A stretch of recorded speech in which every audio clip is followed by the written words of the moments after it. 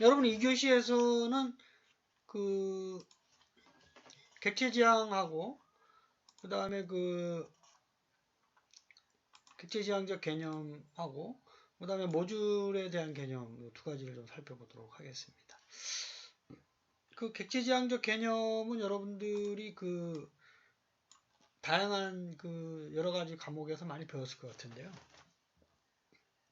오브젝트 오리엔티드에 대한 개념. 그래서 여기에서는 궁극적으로 모듈을 설계하기 위한 개념으로 그 구조적인 방법을 이제 소개하고 있지 않고 객체지향적 개념으로의 설계 방법을 이제 처음부터 끝까지 이제 소개를 하고 있습니다. 그래서 그 개념을 좀 살펴보도록 하겠습니다. 그러니까 여기 나와 있는 개념 외에도 여러분들이 그 객체지향적 개념에 대해서 많이 이해를 하고 계시죠? 그것도 다 중요하고 이 책에서 나와 있는 내용도 좀 살펴보도록 그렇게 하겠습니다. 그래서 객체라고 하는 거는 사실 현실 세계에 존재하고 있는 요 객체라는 말하고 뭐 거의 비슷하게 쓰잖아요. 데이터베이스에서는 뭐 객체라는 말보다 요 객체라는 말을 많이 쓰는데 그냥 동일한 말이다 이렇게 생각을 하셔도 뭐 큰 무리가 없습니다. 그래서 이런 거죠. 이제 그 어떤 완성품의 기계를 만들기 위해서 저희들이 조립을 하잖아요. 자동차도 마찬가지고 소프트웨어도 그런 개념으로 가는 거죠. 그래서 그 소프트웨어도 어떤 조각조각의 부품들이라고 생각을 하고 그걸 이제 모듈이라는 단위로 더 큰 부품은 또 컴포넌트, 더 큰 거는 또 패키지 뭐 이렇게 하고 어쨌든 이 모듈을 끼워 넣어서 완성되는 제품을 소프트웨어라고도 이해를 하고 있어요. 그래서 기계적인 제품들을 조립하여 제품을 만들듯이 소프트웨어를 개발할 때도 객체들을 조립해서 작성한다라는 게 객체 지향 방법의 기본적인 이제 그 개념이다. 라고 여러분들이 생각을 하시면 되고 그래서 그 객체라는 거의 그 기본적인 거 방법은 소프트웨어가 그 전까지는 그 구조적 개념으로 개발하다 보니 그 너무 무거운 거죠. 똑같은 걸 앞에서 했는데 또 하고 정의하고 또 쓰고 그래서 특히 모바일이 활성화되면서 어떠한 그 위기가 이제 왔어요. 그러면서 그 요거를 해결할 수 있는 방안으로 그 사실 이제 C에서 C++로 넘어가면서 기본적인 스트럭처의 개념이 확장이 되고 그 와중에 이제 고슬링이라는 사람이 이제 자바를 만들면서 프로그래밍 언어에서 그 개념을 완성을 했죠. 그래서 이제 그렇게 이해를 하시면 되고 그 다음에 그 뭐 이렇게 하는 이유는 뭐 재사용 및 확장 요게 이제 용이하고 품질이 높은 소프트웨어를 빠르게 개발하고 유지 보수하기가 쉽고 그 다음에 뭐 이거는 또 뭐 단계적 계층적으로 표현할 수가 있고요. 현실 세계는 모형화 개발자가 쉽게 이해할 수가 있고 뭐 그런 얘기입니다. 그래서 구체적으로 그 주요 구성 요소는 요 다섯 가지인가요? 그 외에도 이제 많긴 하지만 다섯 가지는 여러분들이 이 책에서 설명했던 거 위주로 이해를 하셔야 되겠어요. 객체라는 거는 여러분들이 살아있는 눈에 보이는 모든 사물, 뭐 사람, 뭐 다 되는 거고 객체를 모델링하기 위한 방법이 클래스를 쓰고 그 다음에 클래스를 모델링하는 방법이 인캐슐레이션이고요. 그 다음에 만들어 놓은 거를 재사용하기 위해서 상속의 개념을 쓰고 인헤리턴스 그 다음에 이제 다형성이라는 건 좀 말이 어렵지만 여러분들 오버로딩하고 오버라이딩 두 가지 개념을 아마 그 기억이 날지 모르겠는데 조금 표현하는 방법은 좀 다른데 궁극적으로다가 동일한 메소드를 서로 다른 그 기능으로 구현할 수 있다는 게 기본적인 개념이죠.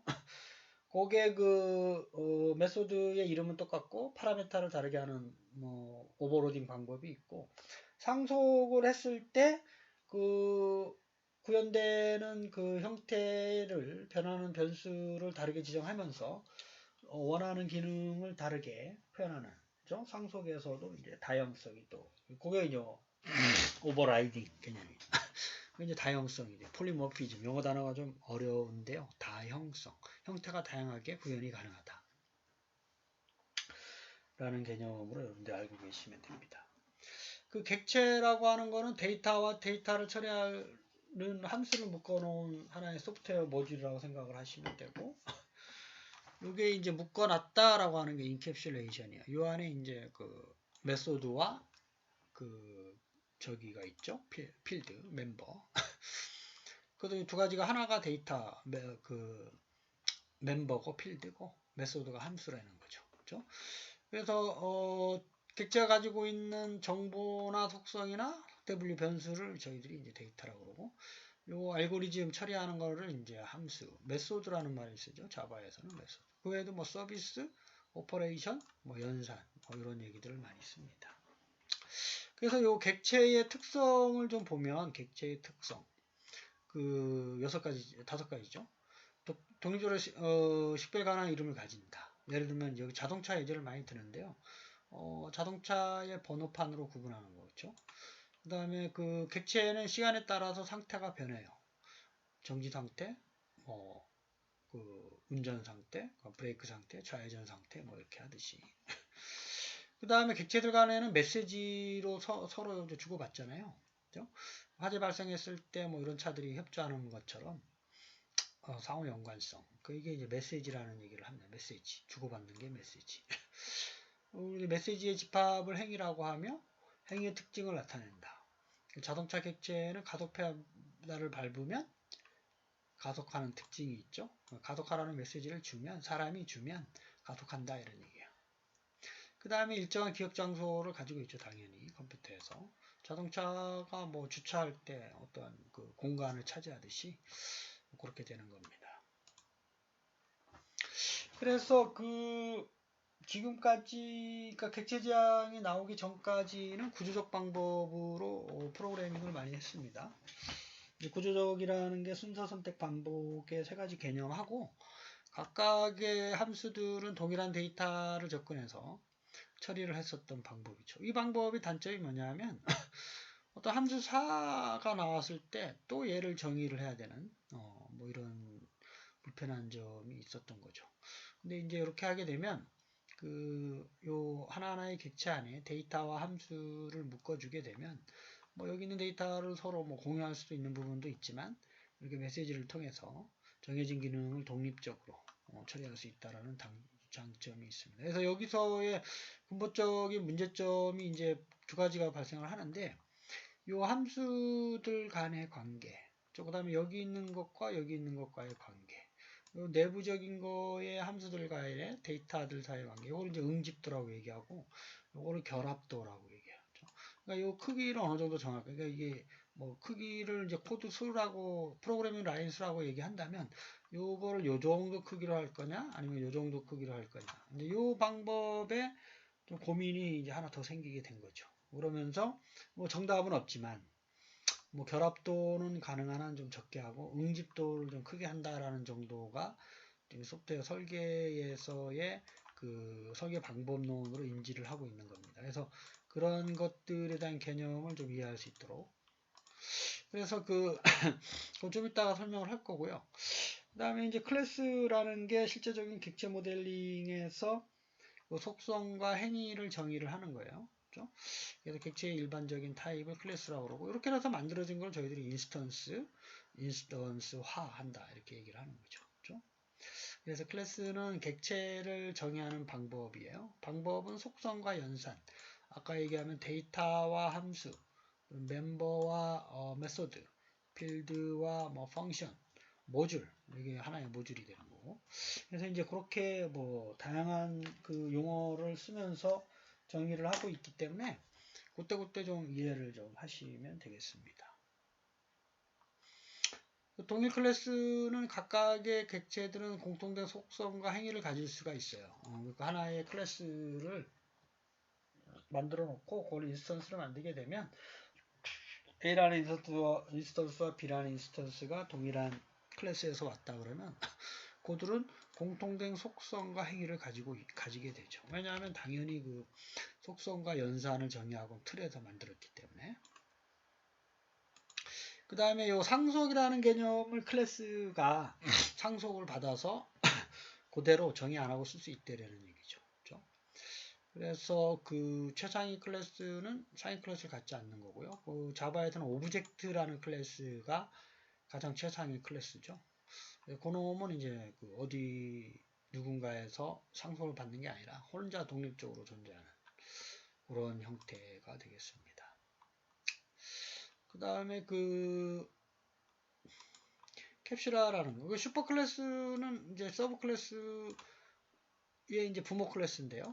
슈퍼 클래스, 부모 클래스, 상위 클래스 같은 말이고, 그 다음에 하이 클래스, 서브 클래스, 뭐 자식 클래스 이게 이제 같은 말이에요. 그러니까 슈퍼 클래스에서 서브 클래스로 이렇게 상속을 한다 이렇게 얘기하죠. 부모 클래스에서 그 자식 클래스로 이렇게 상속을 하는 개념을 저희들이 상속이라는 데서 객체지향에서 중요한 개념 중에 하나입니다. 그게 이제 상속에서 설명이 될 거고, 캡슐라는 그 데이터와 데이터를 처리하는 함수가 정보 은닉을 위해서 하나로 합쳐지는 거죠. 그래서 이거를 이제 재사용이 용이하게 하는 거고, 그 두 번째 목적은 그 세부 내용을 좀 숨기려고 하는 거죠. 그 안에 특히 멤버 같은 거, 메소드도 숨길 수가 있고요. 그래서 주고받는 메시지에서만 반응하게끔 하는 방법이 이제 캡슐라의 그 방법이고, 이렇게 하게 되면 이제 결합도가 좀 낮아지는 효과도 있습니다. 아까 그 결합도는 가능한 한 낮게, 응집도는 높게 라는 말을 이제 할 수가 있죠.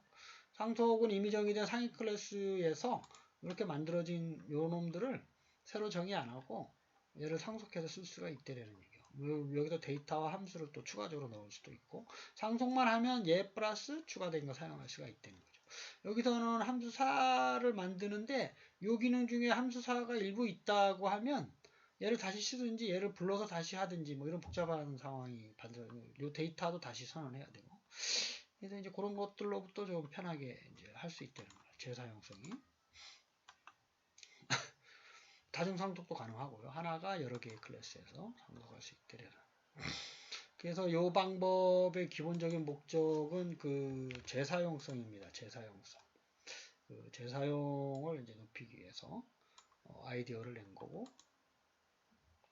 그 다음에 다양성은 그 메시지에 의해서 연산을 생각할 때 각각의 클래스 가지고 있는 고유한 방법으로 응답할 수 있다는 얘기예요. 그게 이제 메시지 여러분들 오버로딩과 오버라이딩, 오버로딩과 오버라이딩은 한번 반드시 학습을 하세요. 오버로딩, 오버라이딩 두 가지 방법으로 다양성을 구현한다. 다양성에 대한 개념이 시험 문제 많이 나와요. 그렇죠? 개념적으로 다양성이 뭐냐? 그 다음에 설명하는 것은 뭐 다양성에 대한 거. 그렇죠? 그래서 아까 언뜻 얘기했지만 동일한 메소드로 서로 다른 기능을 할 수 있다는 거. 주로 이제 파라메타나 그 아규먼트 인수 가지고 하는 방법입니다. 자바에서 다 배웠기 때문에 이해할 수 있을 거라고 생각을 합니다.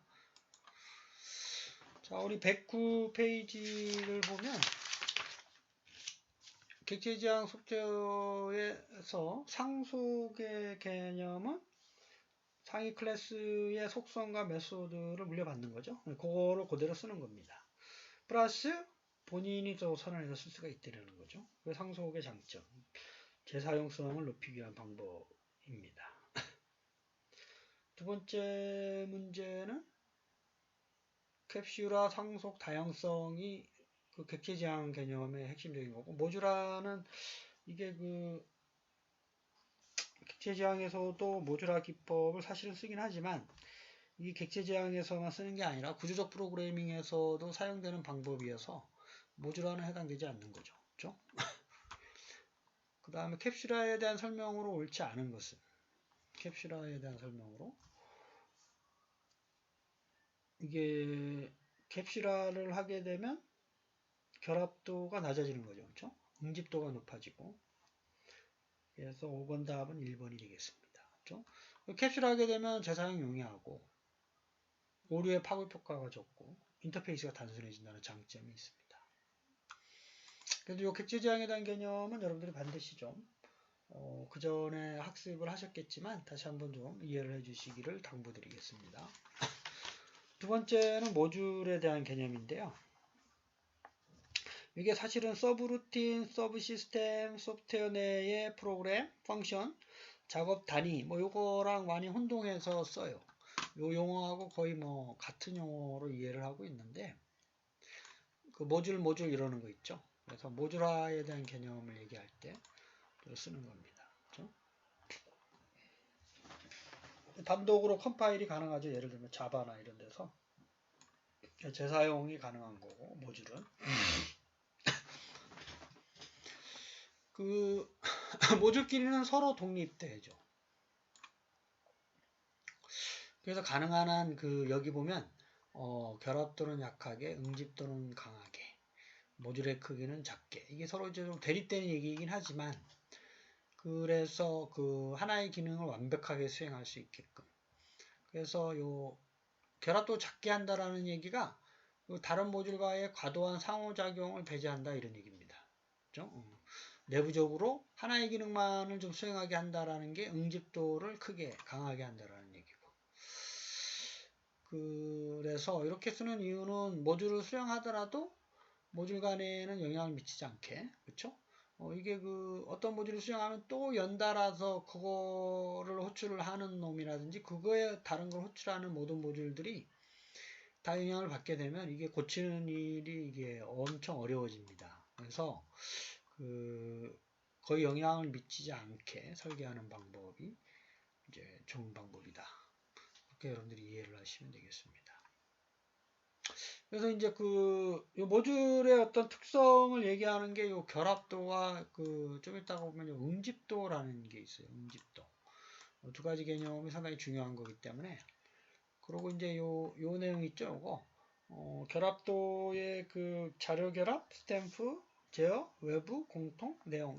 이게 이제, 그 소프트웨어 공학이라는 과목에서 시험 문제 많이 나왔던 내용이기 때문에 여러분들이 반드시 좀 외워두셔야 되고, 이게 이쪽으로 갈수록, 여기서부터 이쪽으로 갈수록 결합도가 좀 약하고, 이쪽으로 갈수록 결합도가 좀 높은 내용이에요. 결합도의 종류들 중에. 결합도라고 하는 거는 모듈 간에 상호 의존하는 정도라고 그랬죠. 요거는 가능한 한 어떻게? 약하게 해야 되는 게 이제 중요합니다. 그래서 그 내용을 좀 이해를 하셔야 되고, 그래서 다양한 모듈 간에는 결합이 불가피하게 발생을 하는 수가 있어요. 그렇죠? 그래서 이제 가능한 한 그래도 결합도를 약하게 할수록 품질이 높아진다라는 거. 강해지게 되면 구현하고 유지보수 작업이 어려워져요. 그렇죠? 그래서 결합도의 종류에는 이렇게 6가지 있죠. 자료의 결합 정도, 그다음에 스탬프라고 얘기하는 게 인터페이스, 배열이나 레코드 등의 자료 구조, 그걸 얘기하는 거고, 제어는 컨트롤하는 메시지들. 그다음에 주로 데이터를 변수 같은 걸 다른 모듈에서 참조할 때 외부 결합도. 공유라고 하는 게 데이터 영역을 공유할 때 쓰는 거. 내용이라는 게 자료에 대한 얘기인데요. 내부 기능과 자료를 포함하는 거. 그래서 보통은 요 내용 결합도로 갈수록 결합도가 많이 발생을 하고, 요거는 뭐 적게 발생합니다. 일반적으로. 그렇죠? 응집도는 내부에 대한 얘기인데요. 정보 은닉과 관련돼서 내부적으로 개념하고 호출문 내부적으로도 상호 이제 관련이 있는 정도가 있겠죠. 그래서 이제 그거에 대한 얘기고 독립적으로 기능으로 정의되어 있는데 다양한 기준으로 모듈을 구성할 수 있으나 응집도가 강할수록 품질이 높아요. 결합도는 낮을수록 품질이 높지만 이거 시험 문제에 많이 나오기 때문에 그 다음에 이것도 그래요. 기능적 응집도, 그 다음에 순차적 응집도. 이게 내용도 시험 문제 많이 나오고, 그래서 순차적 응집도는 어떠한 결과가 다른데 입력 데이터로 사용할 때, 이런 게 몇 개 정도 되느냐. 몇 가지 변수가 되느냐. 이게 순차적 응집도는. 그래서 이것도 이쪽으로 갈수록 응집도가 좀 높고요. 이쪽으로 갈수록 응집도가 좀 낮아요. 일반적으로. 그래서 이 내용도 좀 살펴보시고, 그 다음에 이제 요쪽으로 갈수록 응집도가 일반적으로 약하다라는 거, 낮다라는 거, 이쪽 우연적 응집도까지 포함해서 그 내용을 좀 이해를 해 주시기를 당부드리겠습니다. 그 내용하고, 그 다음에 응집도의 정도. 요것도 이제 시험 문제 많이 나오는데요. 요 모듈화가 이렇게 돼 있다고 가정합시다. 그래서 이제 뭐 이게 어떠한 인캡슐라에 대된 모듈들 간의 관계, 또는 그 어떠한 결합도 관계 이렇게 두 가지 다 이해가 되는데 모듈이라고 보면 돼요. A라는 게 모듈이고 또 B라는 게 모듈. A가 모듈이 얘를 부르죠. 얘도 부르고 얘도 부르고 A는 누가 안 불러요. 뭐 이런 걸 얘기하는 거죠. B는 A가 부르지만 B는 다시 또 E와 H로 호출하고 H는 뭐 호출 당하기만 하지 호출하는 건 없잖아요. 그래서 그 요 B 입장에서 보면 자기한테 들어오는 게 펜인이 하나죠. 나가는 게 펜아웃이에요. 펜인은 한 개, 펜아웃은 두 개. 그래서 B를 보면 펜인이 B가 여기 있죠. 펜인은 한 개, B는 또 밑에 펜아웃을 보면 B는 두 개다. 이렇게 얘기를 하는 거죠. 다음에 한번 볼까요? F를 보면 펜인이 이렇게 두 개가 되죠. 들어오는 거. 인하는 거니까. 나가는 게 하나예요. 그래서 F 같은 경우 펜인은 이게 두 개가 되죠. 그 다음에 F가 나가는 게 하나니까 여기 F는 1이 됩니다. 펜아웃. 그래서 펜인은 그 자기한테 들어오는 거고 자기 모듈에 이제 누군가 호출하는 개수고 펜아웃은 내가 부르는 거죠. 그래서 펜인은 그 어떤 모듈을 제어하는 모듈의 수를 나타내고 펜아웃은 제어되는 모듈의 수. 두 가지가 이는 들어오는 거니까 자기 입장에서 들어오는 모듈이 몇 개냐. 아웃은 나가는 거니까 자기 입장에서 나가는 거의 개수가 몇 개냐. 뭐 그거의 개수를 의미하는 거고 요게 이제 그 둘 다 너무 낮거나 너무 높거나 이러면 안 된다는 거죠. 그래서 가능한 한 근데 펜이는 높게 하고 나를 부르는 거를 이제 좀 높게 하고 내에서 나머지 이제 결합도는 좀 낮게 설계해야 된다는 거예요. 그렇죠?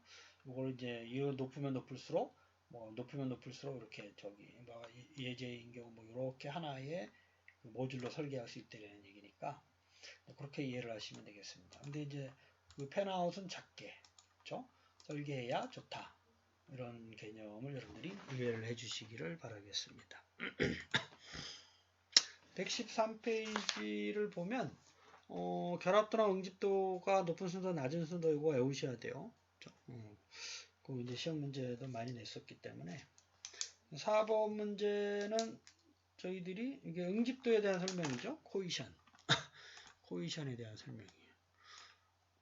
기능적 연관도, 명령어 모임, 호출, 특정 작업 수행 코드 등 응집도에 대한 얘기고 5번 문제는 요 순차적 응집도에 대한 얘기입니다. 그렇죠?